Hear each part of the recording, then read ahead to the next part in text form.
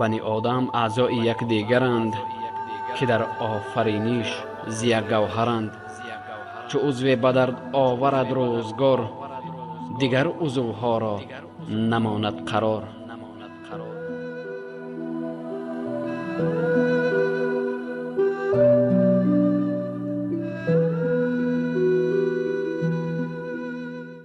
مصلح الدین سعدی شیرازی زبردستترین شاعر و متفکر عصر 13 فارس و تاجیک می باشد و قریب یگانه شاعر است که به تاجیک بودنش مخصوصا اشاره کرده است. در یک ترجیع بندش جور ملکداران را به فقیران محکوم کرده، با مقایسه ترک جورگر و تاجیک بینوا طالبانه سلاح خواسته و به واسطه این گفتار حس ملی داشتنش را آشکار می نماید.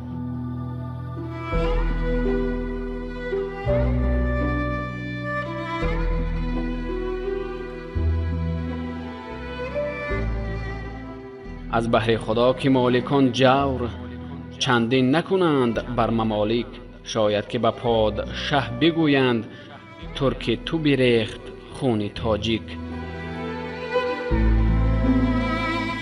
سعدی از جنوب ایران زمین فارس برخاسته و به فارس نسبت داشته، این چونین زبانش نیز فارسی بود، اما بین فارس ها و تاجیکان از قدیم در زبان و منسوبیت ملی فرق نبود. بنابراین سعدی خود را تاجیک نامیده ولی در عین زمانش همچون فارس مشهور بود.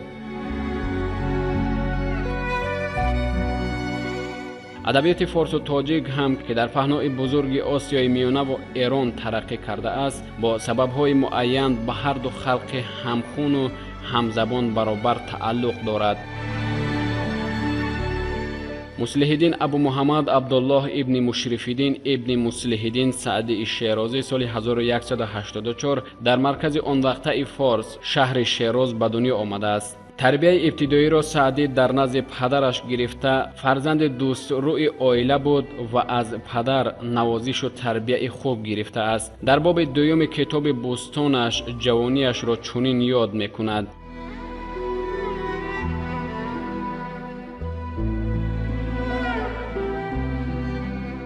من آنگه که سر تاجور داشتم، که سر در کنار پدر داشتم، اگر بر وجودم نشستی مگس، پریشان شدی خاطر چند کس.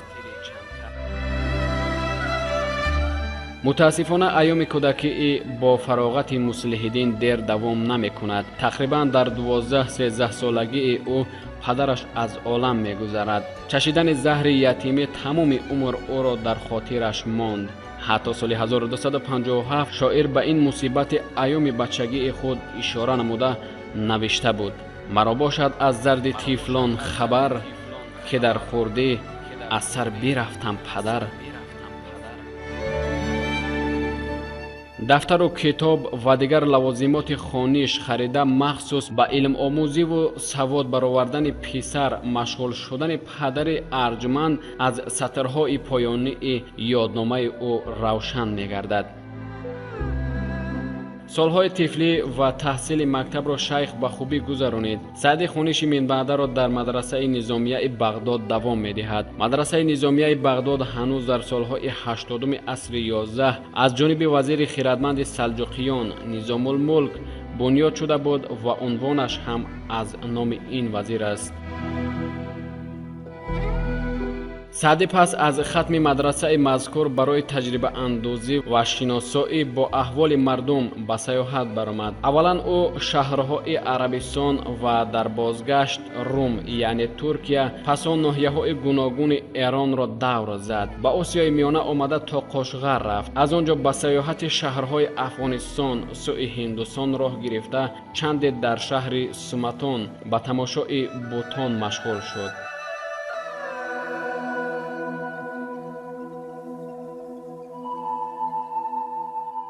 سیاحت این قدر شهر و ناحیه‌های گوناگون برای سعدی متریال‌های گرانبهای تاریخی و جغرافی و ادبی و اخلاقی داده بودند و او می‌توانست از همه این مشاهده و دیده‌هایش مثل ناصر خسرو کتاب سفرنامه بنویسد، اما وی این گونه کتاب را تألیف نکرده است.